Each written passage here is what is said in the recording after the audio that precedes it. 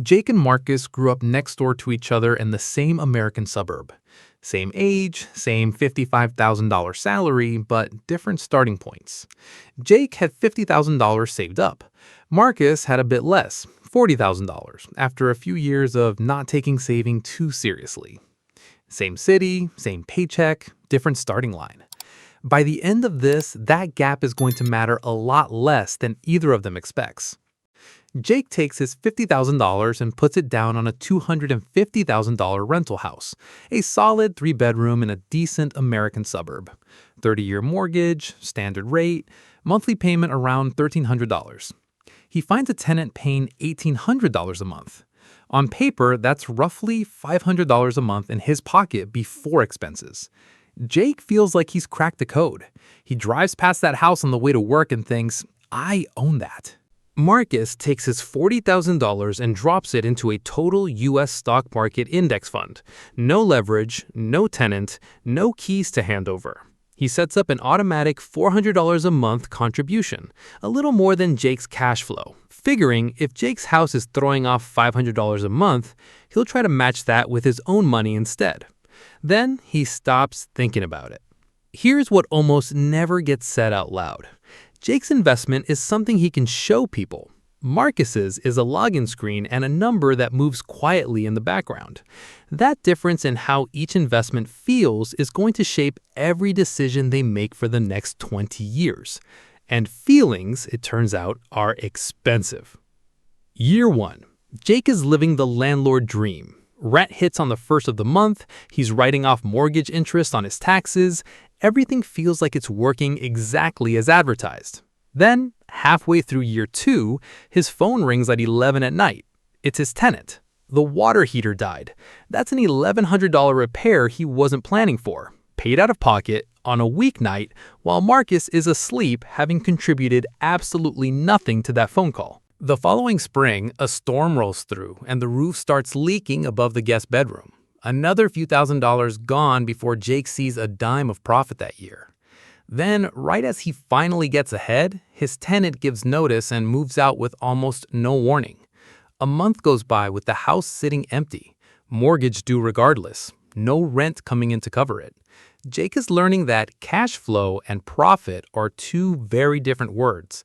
After property taxes, insurance, repairs, and that empty month, his actual take-home over those first 3 years is closer to a few $1,000s total, not the tens of thousands the rent checks alone would suggest.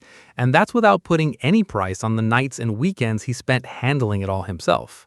Marcus, over that same stretch, has added his $40,000 plus a few years of $400 monthly deposits.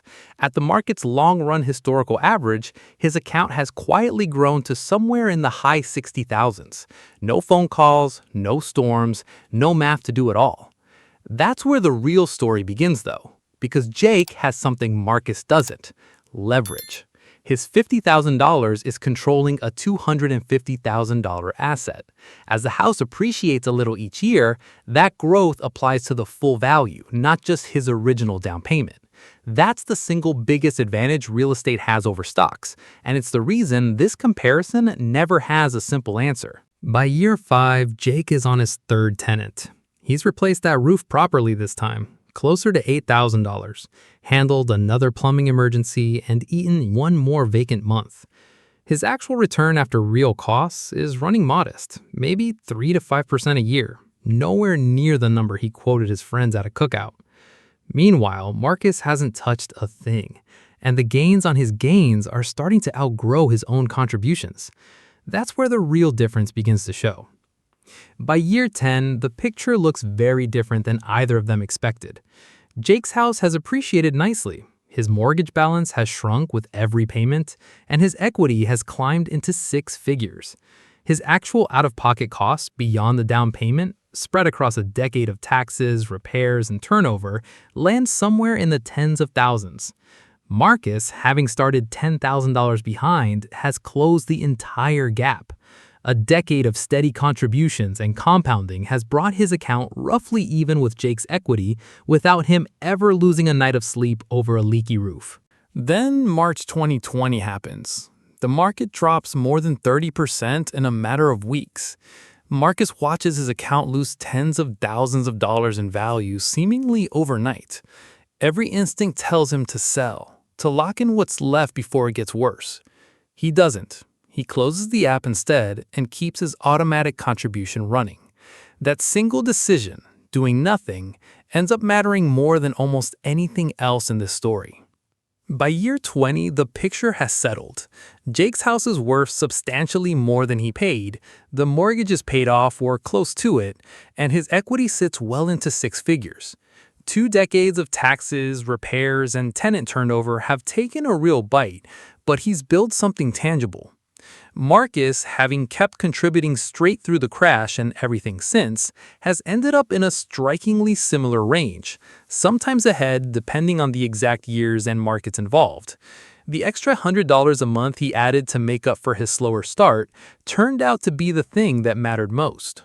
Let's be fair to both sides here, because neither of these is a guaranteed win. Real estate's advantage is leverage, a relatively small down payment controlling a much larger asset. But leverage cuts both ways, magnifying losses from bad tenants, bad locations, or bad timing just as easily as it magnifies gains. Real estate also comes with tax advantages, like depreciation, that stock investors don't have access to.